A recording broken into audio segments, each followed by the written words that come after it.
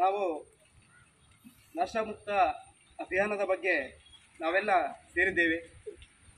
ಏನು ನಶಾಮುಕ್ತ ಅಂತ ಹೇಳಿದರೆ ಮಾಹಿತಿ ಇದೆಯಾ ನಿಮಗೆ? ನಮ್ಮೊಳಗೆ ನಾವು ಏನೋ ಒಂದು ಬದಲಾವಣೆಯನ್ನು ಕಾಣ್ತೇವೆ. ಈ ಒಂದು ಬದಲಾವಣೆ ಬರಲಿಕ್ಕೆ ಕಾರಣ ಏನು ಅಂತ ಹೇಳಿದರೆ ದುಶ್ಚಟಗಳ ಒಂದು ವ್ಯಸನವನ್ನು ನಾವು ಮೈಗೂಡಿಸಿಕೊಂಡಿರುವುದರಿಂದ ನಮ್ಮಲ್ಲಿ ಈ ಒಂದು ಥರದ ಭಾವನೆಗಳನ್ನು ಇದೇನು ಬದಲಾವಣೆಗಳನ್ನು ಕಾಣ್ತಾ ಇದ್ದೀವಿ.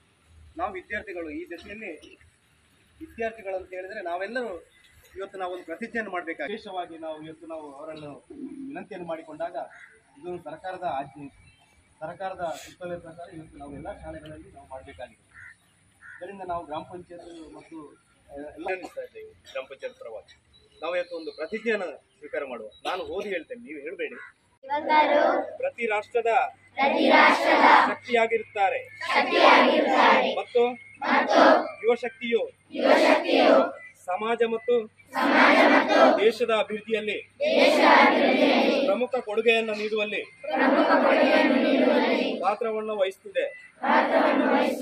ಆದ್ದರಿಂದ ಅತಿ ಹೆಚ್ಚು ಯುವಕರು ನಶಾಮುಕ್ತ ಭಾರತದ ಅಭಿಯಾನದಲ್ಲಿ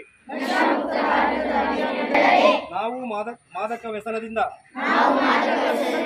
ಮುಕ್ತರಾಗುತ್ತೇವೆ ಎಂಬ ಪ್ರತಿಜ್ಞೆಯನ್ನು ತೆಗೆದುಕೊಳ್ಳುತ್ತೇವೆ. ಏಕೆಂದರೆ ಬದಲಾವಣೆ ನಮ್ಮಿಂದಲೇ ಪ್ರಾರಂಭವಾಗಬೇಕಿರುತ್ತದೆ. ಆದ್ದರಿಂದ ನಾವೆಲ್ಲರೂ ಒಟ್ಟಾಗಿ ನಮ್ಮ ರಾಜ್ಯ ದಕ್ಷಿಣ ಕನ್ನಡ ಜಿಲ್ಲೆಯನ್ನು ಮಾದಕ ವ್ಯಸನದಿಂದ ಮುಕ್ತಗೊಳಿಸಲು ದೃಢ ನಿರ್ಧಾರ ತೆಗೆದುಕೊಳ್ಳುತ್ತೇವೆ.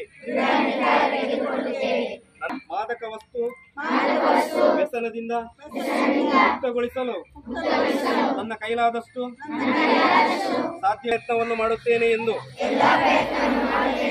ಪ್ರತಿಜ್ಞೆ ಸ್ವೀಕರಿಸುತ್ತೇನೆ. ಜೈ ಹಿಂದ್.